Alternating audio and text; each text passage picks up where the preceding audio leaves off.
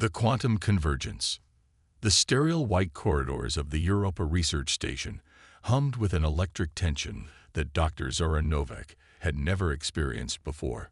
Her quantum entanglement sensors were going haywire, registering patterns that defied every known principle of physics she'd studied throughout her career. "This is impossible," she muttered, her fingers dancing across the holographic display that flickered with impossible data streams. The station, nestled deep beneath the icy surface of Jupiter's most intriguing moon, had been her home for the past 3 years.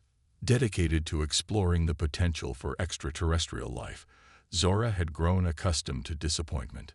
But not today. Dr. Emmett Reyes burst through the laboratory doors, his usually composed demeanor replaced by a wild-eyed urgency.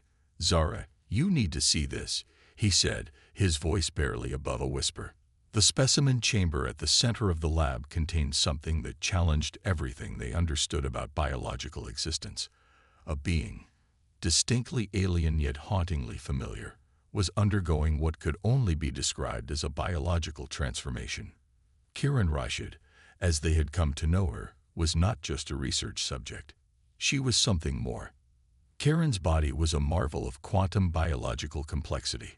Translucent membranes shifted and pulsed beneath her skin, revealing intricate neural networks that seemed to communicate in patterns more sophisticated than any computer system Zora had ever encountered. Her species, if one could even use such a limited term, existed in a state of constant quantum flux, able to manipulate matter and energy at a fundamental level.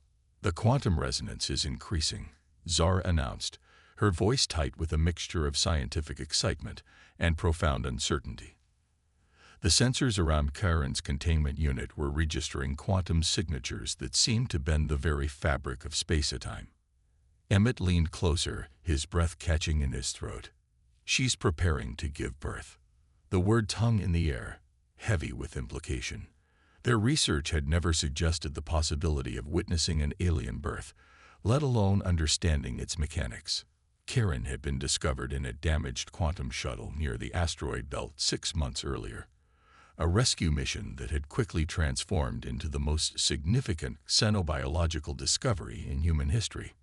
From the moment they'd brought her to the Europa station, Kiran had been both a patient and an enigma.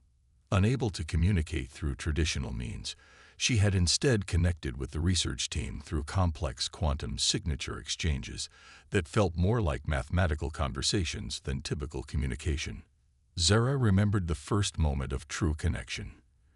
It wasn't a word or a gesture, but a sudden understanding that passed between them, a resonance that transcended language. Kiran's intention to create life was not just a biological imperative, but a cosmic communication, a bridge between two fundamentally different forms of existence. The quantum birthing process was nothing like terrestrial reproduction. Waves of probabilistic energy began to coalesce around Kiran, creating nested dimensional pockets that seemed to exist simultaneously, and yet not at all. Zora's instruments struggled to capture the process, their algorithms breaking down under the complexity of what they were witnessing. "The quantum entanglement is creating multiple potential birth scenarios," Zora explained, more to herself than to Emmett. "It's as if the child is being born across multiple potential realities simultaneously." Emmett nodded, his scientific skepticism warring with the profound wonder of the moment. "We're witnessing something beyond our current understanding of biology, physics, perhaps even consciousness itself." Kiran's body began to emit a soft, pulsating light. The membranes that covered her form became translucent, revealing intricate biological structures that seemed to be constructing themselves in real time. It was less a birth and more a manifestation, a conscious creation of life that involved active participation from both parent and nascent being. The research team had long suspected that Kiran's species possessed capabilities far beyond human comprehension. Their ability to manipulate quantum states suggested a form of existence that was more about information and potential than traditional matter and energy. As the birthing process continued, Zora noticed something extraordinary. Kiran was not just creating a new life, but was seemingly preparing to make a decision that would challenge everything they understood about interspecies interaction. Her quantum signatures began to align in a pattern that suggested communication, intention, a deliberate choice that was about to unfold. The child, if one could even use such a limited term, began to take shape, not through traditional biological growth, but through a complex quantum manifestation that involved active negotiation between potential states of existence. Zara and Emmett watched, breathless, as the most significant moment in human scientific history was about to unfold, a moment that would challenge everything they knew about life, consciousness, and the fundamental nature of existence itself. Karen turned her extraordinary multidimensional gaze toward Zara, and in that moment, a communication passed between them. A communication that would change everything. The birth was imminent. The choice was about to be metagenetic harmony. The secure research facility in the remote mountains of New Zealand seemed to pulse with an anticipation that defied its sterile, controlled environment. Dr. Olivia Winters stood before the reinforced glass of the observation room, her eyes fixed on the extraordinary being that had become the focus of humanity's most groundbreaking research. Nera, the child born from Karen's quantum manifestation, was unlike any life form ever encountered. Finn Holloway, the anthropologist specializing in alien communication, had been working tirelessly to understand the hybrid being's complex method of interaction. "It's not just communication," Finn explained to Olivia, his fingers tracing holographic genetic diagrams that seemed to shift and breathe with their own life. Nera exists in a state of constant negotiation with reality itself. The child, if one could call it that, appeared to be both infant and ancient, a being that seemed to simultaneously exist in multiple developmental stages. Its body was a canvas of shifting quantum signatures, membranes that flickered between translucence and solid matter, neural networks that expanded and contracted like living fractals. Dr. Winters adjusted her neural interface, the sophisticated device designed to help researchers interpret the most minute quantum communications. "The genetic structure is beyond anything we've ever seen," she muttered, more to herself than to Finn. "It's as if Nera's DNA is a living algorithm, constantly rewriting itself." Finn watched as Nera moved, though moved was too primitive a term. The being seemed to phase between potential states, each transition a complex mathematical negotiation with the surrounding environment. Quantum tendrils extended from its form, mapping the room's energy fields, creating intricate communication networks that existed beyond human perception. "The choice Karen made," Finn said slowly, "it wasn't just about giving birth. It was about creating a bridge."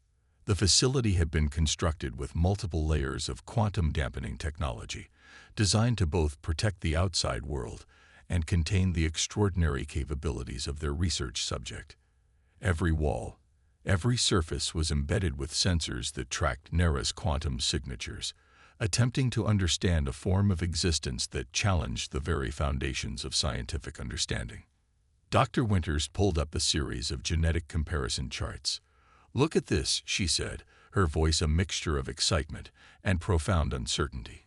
"Nera's genetic structure contains markers from multiple species, not just Chiron's quantum-based life form, but traces of human DNA as well."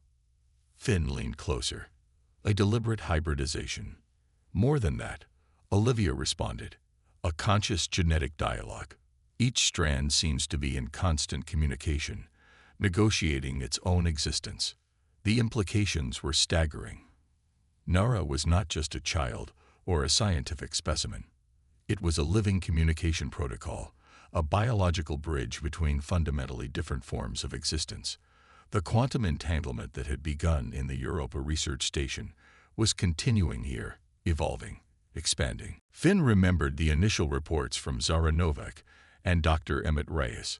Karen's final quantum communication before leaving Nera in human care had been complex, a multidimensional message that suggested purpose beyond mere survival. This was more than an interspecies experiment. This was a deliberate intervention. What was the message? Olivia asked, sensing Finn's deep contemplation. He smiled, a sad, knowing smile. Survival, communication, evolution. Nara suddenly turned, its quantum-sensitive eyes focusing directly on Finn and Olivia. In that moment, they understood that they were not observing. They were being observed, studied, evaluated. The beam's neural networks expanded, creating holographic projections that danced around the room. Fractals of potential realities, glimpses of communicative pathways that existed beyond human comprehension. It was a language of potential, of quantum probability. "It wants to show us something," Finn whispered. The room began to shift. Not physically. The walls remained exactly where they were, but the perception of space, of time, began to bend. Quantum signatures created windows into potential realities, showing fragments of interconnected existence that challenged everything they understood about consciousness, biology, communication. Nara was communicating, and humanity was finally beginning to listen. Interstellar resonance. The International Space Station hung like a delicate thread against the infinite black canvas of space, its modules now configured into an unprecedented research configuration. Commander Elena Rodriguez watched through the observation port as Michael Takahashi prepared Nara for what might be the most significant interstellar communication experiment in human history. "The quantum resonance is stabilizing," Michael called out, his fingers dancing across a holographic interface that seemed to breathe with living data. Nara's presence had transformed the station's research modules into something between a laboratory and a living organism. Quantum-sensitive membranes lined the walls, responding to the hybrid being's slightest quantum fluctuation. Nara had grown, or perhaps developed was a more accurate term, into a being that defied traditional understanding of growth and maturation. Its form shifted continuously, quantum signatures creating intricate patterns that mapped potential communication pathways between human and alien consciousness. "We're receiving quantum communication signatures from beyond the heliopause," Elena announced, her voice tight with a mixture of scientific excitement and profound uncertainty. The Deep Space Communication Array had been specifically modified to interpret the complex quantum language that Nara seemed to speak as naturally as humans breathed. The experiment was unprecedented. Humanity was no longer just attempting to communicate with an alien intelligence. They were allowing that intelligence to use their most advanced technology as a conduit for something far more complex than traditional communication. Michael approached Nara, his neural interface carefully calibrated to minimize interference. "Can you isolate the source?" he asked, knowing full well that the question was almost meaningless to a being that experienced communication as a multidimensional negotiation of potential realities. Nara's response was not verbal, not visual, but a quantum cascade of information that momentarily transformed the station's internal environment. Holographic projections erupted around them. Not images, but living mathematical representations of interstellar communication pathways. Star systems became living networks, quantum entanglements visualized as intricate web-like structures that pulse with potential. "It's a map," Elena breathed, "but not a map as we understand it." The projection showed more than physical space. It revealed communication networks that existed beyond traditional understanding of distance and time. Quantum entanglements that connected distant star systems, revealing a universe far more interconnected than humanity had ever imagined. Michael recognized fragments of the communication, remnants of the quantum signatures first detected when Kiran had given birth to Nara. This was not just a message. This was a deliberate intervention. "She's showing us something," Michael said, "something about connection." The station's systems began to resonate with Nara's quantum signatures. Communication arrays that were designed for traditional electromagnetic signals suddenly began to translate something far more complex. It wasn't language. It wasn't data. It was a form of existential dialogue that existed between potential states of being. Elena watched as Nara's quantum tendrils extended, creating a living bridge between the station's technological systems and something far more profound. The being was not just communicating. It was transforming the very nature of communication itself. Fragments of memory began to surface, not through traditional recall, but through quantum resonance, glimpses of Kiran's decision, the complex quantum birth, the deliberate choice to leave Nera with humans. Each fragment was a potential reality, a negotiated state of existence. We're not just receiving a message, Michael realized. We're being invited to understand a different way of existing. The space station seemed to breathe around them. Technological systems merged with quantum biological processes, creating a living network that challenged everything humanity understood about consciousness, communication, and connection. Nera turned, quantum-sensitive eyes focusing on Alina and Michael. In that moment, they understood that they were no longer merely observers. They had become participants in a cosmic dialogue that transcended individual existence. The experiment was no longer about communication, quantum entanglement. The quantum communication hub rose from the Atacama Desert like a crystalline neural network, its architecture designed to blur the lines between technology and living systems. Dr. Rohan Patel stood at the central control station, watching as Lena Kovalenko made final adjustments to the most advanced sinolinguistic interface ever conceived.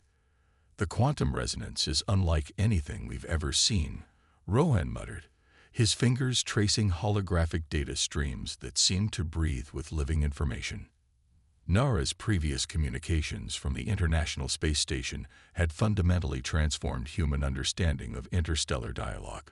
Lena looked up, her eyes reflecting the complex quantum projections that danced around the research facility. "It's not communication as we understand it," she said. "It's more like a negotiation of potential realities." The hub had been specifically designed to interface with Nara, the hybrid being that existed between multiple states of consciousness. Quantum dampeners, neural network interfaces, and advanced probability matrices surrounded the central chamber where Nara would attempt its most ambitious communication yet. Rohan pulled up the latest data from previous experiments. Each interaction had revealed increasingly complex layers of information. Nara was not just communicating. The being was actively reshaping the very infrastructure of communication itself. "The linguistic patterns," Lena explained, "they're not linear. Each quantum signature is simultaneously a message, a method of transmission, and a potential reality." The chamber began to resonate, not with sound, but with quantum potential. Nara's arrival was more of a quantum event than a physical manifestation. The being phased into existence, or perhaps more accurately, negotiated its presence across multiple potential states. Rohan watched as quantum tendrils extended from Nara's form, creating intricate communication networks that mapped the facility's entire quantum landscape. It was a living language, a dialogue that existed beyond human comprehension. "We're receiving something," Lena announced, her voice tight with excitement and profound uncertainty. The communication was not a message in any traditional sense. It was a complex negotiation of potential realities, glimpses of interconnected existence that challenged everything humanity understood about consciousness, communication, and cosmic connection. Fragments of information began to coalesce, memories of Kiran's quantum birth, the deliberate choice to leave Nera with humans, the intricate network of quantum communication that spanned beyond known space. Each fragment was a potential reality, a negotiated state of existence. Rohan realized they were witnessing something far more profound than an alien communication. This was a cosmic dialogue, a negotiation of existence itself. "It's showing us a way of connecting," he whispered, "that transcends individual existence." The facility's systems began to transform. Technological infrastructure merged with quantum biological processes, creating a living network that blurred the lines between communication, consciousness, and cosmic connection. Nera turned, quantum-sensitive eyes focusing on Rohan and Lena. In that moment, they understood that they were no longer merely researchers. They had become participants in a cosmic dialogue that challenged the very foundations of human understanding. The quantum tendrils expanded, creating holographic projections that mapped potential realities. Star systems became living networks, quantum entanglements visualized as intricate web-like structures that pulsed with potential. "We're being invited to understand," Lena said, her voice a mixture of awe and scientific precision. "A different way of existing." The communication was building towards something. A culmination. A transformation that would challenge everything humanity knew about its place in the universe. Nara's quantum signatures intensified. The facility trembled, not with physical vibration, but with the potential of quantum possibilities. Cosmic synthesis. The Galactic Council chambers existed in a state of perpetual quantum flux, an architectural marvel that defied traditional understanding of space and time. Admiral Jamal Williams stood at the central podium, his weathered hands gripping the quantum-sensitive interface that seemed to pulse with living information. Dr. Amara Okonkwo moved with a deliberate grace, her years of xenobiological ethics research culminating in this moment. Behind her, Nara, the hybrid being that had become humanity's most profound interstellar connection, prepared to reveal the true purpose of its existence. "We are beyond first contact," Jamal announced to the assembled representatives from multiple star systems. "We are witnessing a fundamental restructuring of cosmic communication." The chambers were filled with beings that defied traditional biological classification. Quantum-sensitive delegates from across known space had gathered to witness something unprecedented. Nara was no longer just a subject of research. The being had become a living communication protocol, a bridge between fundamentally different forms of existence. Dr. Okonkwo's neural interface translated Nara's quantum signatures into a form of communication that the assembled delegates could comprehend. It was not a language of words, but a living dialogue of potential realities. Fragments of cosmic history began to unfold. The quantum birth orchestrated by Kiran was revealed as something far more complex than a simple act of reproduction. It was a deliberate intervention, a carefully negotiated communication strategy that spanned multiple star systems. The universe is not a collection of isolated systems, Nara's communication suggested. It is a living, interconnected network of potential realities. Holographic projections erupted around the council chambers, not simple visual representations, but living mathematical models that showed the intricate quantum entanglements connecting distant star systems. Each connection was a potential dialogue, a negotiation of existence that transcended traditional understanding of communication. Admiral Williams watched in awe as the projections revealed a cosmic network more complex than any technological infrastructure humanity had ever conceived. Star systems became living nodes of communication, quantum signatures creating intricate pathways of potential connection. Dr. Okonkwo understood first. "This is not just about communication," she said, her voice a mixture of scientific precision and profound wonder. "This is about survival. Evolution, a way of ensuring the continued dialogue of consciousness across the universe." Nara's quantum tendrils extended, creating a living bridge between the various delegates. Each being experienced a momentary quantum entanglement, a shared consciousness that transcended individual existence. The purpose became clear. Kiran's decision to leave Nara with humans was not an act of abandonment. It was a carefully orchestrated intervention, a way to introduce a new form of cosmic communication that could potentially save multiple species from eventual extinction. Isolation is death, the quantum communication suggested. Connection is survival. The council chambers transformed. Technological systems merged with quantum biological processes, creating a living network that challenged everything known about consciousness, communication, and cosmic existence. Representatives from various star systems found themselves experiencing a simultaneous moment of understanding. Linguistic barriers dissolved. Cultural differences became irrelevant. For a brief, extraordinary moment, they were connected in a way that transcended individual experience. Nara was more than a bridge. The being was a living communication protocol, a way of ensuring the continued dialogue of consciousness across the universe. "We are not alone." The quantum communication resonated. "We have never been alone." As the communication reached its crescendo, Admiral Williams realized they were witnessing something beyond first contact. This was a fundamental restructuring of cosmic understanding, a new way of existing.